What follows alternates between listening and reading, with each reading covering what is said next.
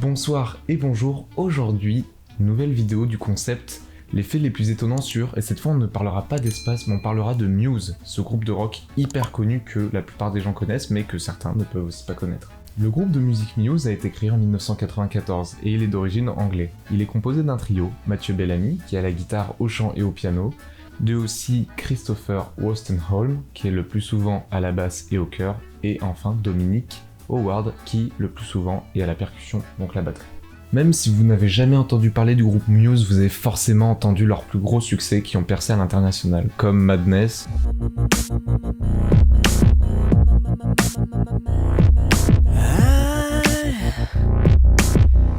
Supermassive Black Hole,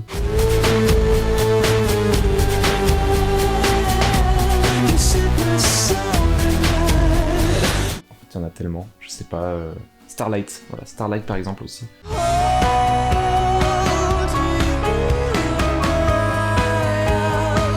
Bref, ce groupe, de leur création jusqu'à aujourd'hui, ils ont eu l'occasion de faire des dingueries, de faire plein de choses. Donc il y a plein d'anecdotes, plein de faits à raconter sur eux, qui sont des fois plus ou moins intéressants, mais je vais vous raconter ceux que je préfère et ceux que je trouve les plus fous. Donc c'est parti pour cet épisode hors série des faits les plus étonnants sur Muse. Donc le groupe Muse, avant de s'appeler Muse, d'avoir ce nom définitif, ils ont quand même fait certains tests en fait, comme tout le monde, comme les youtubeurs et les plus grands artistes musicaux. Et il y en a un qui retient particulièrement mon attention parce qu'ils se sont appelés Rocket Baby Dolls, qui fait référence à un film de cul japonais. Voilà, ce sera tout. Encore une fois, une anecdote plutôt courte, mais qui parle d'un record du monde. En effet, le chanteur Mathieu Bellamy, pendant leur tournée en 2004, Absolution Tour, le mec a décidé à chaque concert de fracasser une guitare, ce qui lui a valu 140 guitares pétées et une entrée certaine dans le Guinness des records en 2010. Pour cette troisième anecdote, on va rester sur Mathieu Bellamy, qu'on a parlé juste avant. Faut savoir que le groupe Muse, forcément, il enregistre des albums en studio. Du coup, une fois que l'enregistrement est lancé, Mathieu Bellamy, quand c'est à son tour de chanter, il exige que tout le monde quitte le studio, même ses potos avec lesquels il joue en concert, et il veut juste que tout le monde quitte le studio pour qu'il puisse chanter tranquille, et il tolère seulement la présence de son producteur. Pour cette quatrième anecdote, on va parler d'un truc vraiment subtil qu'ils ont glissé comme ça sous le tapis et que j'ai trouvé ça vraiment cool. C'est qu'en fait, en 2012, donc quand ils ont sorti The Second Law, ils nous ont confessé qu'en fait, dans le morceau Follow Me et Isolated System, on pouvait entendre les battements de cœur de Mathieu Bellamy. Encore une fois, Mathieu. Bref, j'ai trouvé ça vraiment cool, du coup je vous mets un extrait juste ici.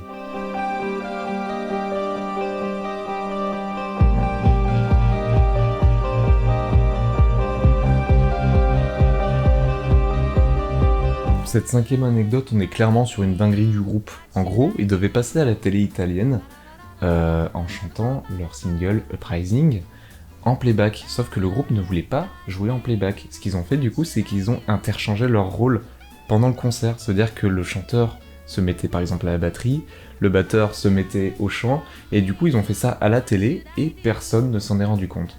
Là on est sur un truc plutôt chelou pour cette sixième anecdote, c'est qu'en effet le groupe, en fait, ils voulaient enregistrer le final de leur morceau Megalomania. Et en fait, pour ce final du morceau, Muse a demandé à utiliser l'orgue le plus gros d'Europe. Et en fait, pour avoir cette autorisation, il devait demander au prêtre. Et le prêtre, pour être certain, il a demandé à lire les paroles du morceau pour voir si le groupe n'était pas au service de Satan. Pour revenir sur l'anecdote de tout à l'heure où Mathieu Bellamy pétait des guitares, il les pétait pas n'importe où parce que des fois il les balançait sur son batteur carrément. Et du coup le batteur a été blessé plusieurs fois à cause de coups de guitare. Et du coup dans certains concerts vous pouvez voir qu'il préchote en essayant de se protéger la gueule. Cette anecdote est aussi sympa, je sais pas si vous savez mais des fois en concert les spectateurs demandent de jouer ou rejouer certains morceaux.